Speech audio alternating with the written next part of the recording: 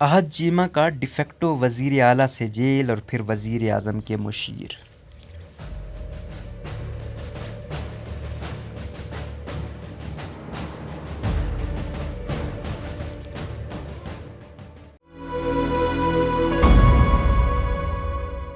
ارشد چودھری کے مطابق پنجاب کی سابق بیوروکریٹ احد خان چیمہ کو وزیر اعظم شہباز شریف کا مشیر مقرر کر دیا گیا ہے۔ ایوان صدر کے اعلامیے کے مطابق صدر مملکت عارف علوی نے عین کے آرٹیکل 93(1) کے تحت وزیر اعظم کی ایڈوائس پر احد چیمہ کی بطور مشیر وزیر اعظم تعیناتی کی منظوری دی۔ ڈیفیکٹو چیف منسٹر احد چیمہ نے پنجاب میں مسلم لیگ نون کے گزشتہ ادوار میں نمایاں پوزیشنز پر کام کیا۔ شہباز شریف کے قریب ہونے اور کئی محکموں کی باغ دور سنبھالنے پر انہیں ڈیفیکٹو چیف منسٹر بھی کہا جاتا تھا۔ پنجاب کی تمام بڑے منصوبے ان کی زیر نگرانی مقررہ مدت سے قبل مکمل ہوئے، جن کی وجہ سے شہباز شریف کو بطور وزیر اعلیٰ پنجاب شہباز سپیڈ کا لقب بھی ملا۔ جب 2018 کے عام انتخابات سے قبل پنجاب کی حکمراں جماعت مسلم لیگ نون کے رہنماؤں قریبی افسران کے خلاف نیب کا گھیرا تنگ ہوا تو سب سے پہلی گرفتاری احد چیمہ کی ہی ہوئی تھی۔ ان کی گرفتاری کے بعد مسلم لیگ نون کی قیادت اور نواز شریف کے سابق پرنسپل سیکرٹری فواد حسن فواد سمیت دیگر افسران کی گرفتاریوں کا سلسلہ شروع ہوا اور مختلف کیسز بنائے گئے۔ احد چیمہ نے مختلف مقدمات میں 3 سال جیل میں گزارے اور اس دوران انہیں عدالت میں شہباز شریف کے خلاف بادماف گواہ بنانے کے دعوے بھی سامنے آئے تھے۔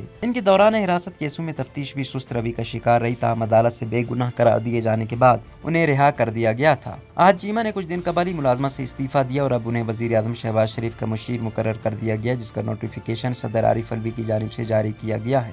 احد چیمہ کون ہے؟ احد چیمہ کا تعلق پنجاب کے ضلع حفیظ آباد سے ہے، لیکن ان کے والد 3 بیٹوں کو ساتھ لے کر لاہور آ گئے اور گارڈن ٹاؤن میں 10 مرلے کے گھر میں رہائش اختیار کی۔ وہ لاہور میں اسکول ٹیچر تھے۔ لاہور کے سول سیکریٹریٹ کی خبروں کی کوریج کرنے والے سینئر صحافی بابا ڈوگر کے بقول وہ پاکستان ایڈمنسٹریٹو سروس کے گریڈ 20 کے افسر تھے۔ احد چیمہ وہ پہلے افسر ہیں جنہوں نے دوران سروس 3 سال جیل میں گزارے۔ بابا ڈوگر کے بقول انہیں سابق وزیر اعلیٰ پنجاب چودھری پرویز الہی نے 2005 میں تعلیم کے پروگرام پڑھا لکھا پنجاب کا کوآرڈینیٹر مقرر کیا، لیکن ان کا نام اس وقت ابھر کر سامنے آیا جب شہباز شریف نے وزیر اعلیٰ بنتے ہی 2008 میں احد چیمہ کو 18ویں اسکیل کا افسر ہونے کے باوجود 20 اور 21 اسکیل کے افسران کو نظر انداز کر کے سیکریٹری ہائر ایجوکیشن پنجاب تعینات کر دیا۔ اس معاملے پر بیوروکریسی میں کافی کھلبلی مچی، مگر انہیں عہدے سے ہٹانے کے بجائے مزید اختیارات مل گئے اور انہیں لاہور ڈیولپمنٹ اتھارٹی کے سربراہ کا چارج بھی دیا گیا۔ انہوں نے کہا کہ پنجاب میں اس وقت شہباز شریف کے 3 افسر قریبی اور قابل اعتماد سمجھے جاتے تھے۔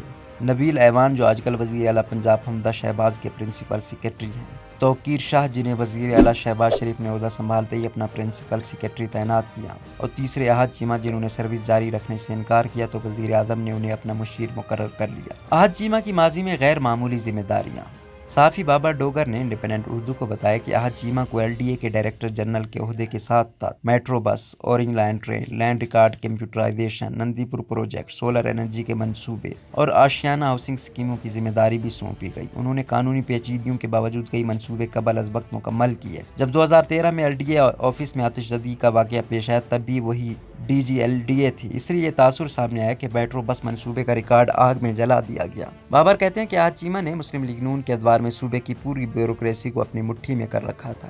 ہر شعبے میں افسران کی تعیناتی میں بھی ان کی رائے لی جاتی تھی، جبکہ فواد حسن فواد نواز شریف کے قریبی تھے اور وفاق میں ان کی مرضی سے افسران تعینات ہوتے تھے۔ یہی وجہ ہے کہ جب فواد حسن فواد اور احد چیمہ کو نیب نے گرفتار کیا تو سابق PTI حکومت اور بیوروکریسی میں اچھے ورکنگ تعلقات قائم نہ ہو سکے۔ انہوں نے بتایا کہ احد چیمہ کرپٹ تھے یا نہیں یہ تو ثابت نہیں کیا جا سکتا، البتہ انہیں دیگر شعبوں میں ذمہ داریاں ادا کرنے کی 25 لاکھ روپے تنخواہ ادا کی جاتی تھی۔ نیب نے ان پر 7 ارب مالیت اور زرعی زمینوں کی خریداری پر آمدن سے زائد اثاثوں کا کیس بھی بنا رکھا ہے۔ احد چیمہ کی گرفتاری اور مقدمات۔ احد چیمہ کو 2 مرتبہ لاہور ڈیولپمنٹ اتھارٹی کا ڈائریکٹر جنرل لگایا گیا۔ جب 2011 میں پاکستان کی پہلی میٹرو بس سروس کا آغاز ہوا تو اس کے پروجیکٹ ڈائریکٹر بھی احد چیمہ ہی تھے۔ خیال رہے کہ پروجیکٹ 11 ماہ میں مکمل ہوا تھا۔ اس کے بعد انہیں پنجاب حکومت کی بجلی کے منصوبوں کی company Quaid Azam thermal power کا CEO بنایا گیا اور گزشتہ دور حکومت میں لگائے جانے والے تیز ترین بجلی کے منصوبوں کی نگرانی بھی وہی کر رہے تھے۔ ان منصوبوں کو چین نے سرکاری طور پر پنجاب سپیڈ کا نام دیا تھا کیونکہ یہ تمام منصوبے CPEC کے تحت چینی سرمایہ کاری سے بنائے گئے تھے۔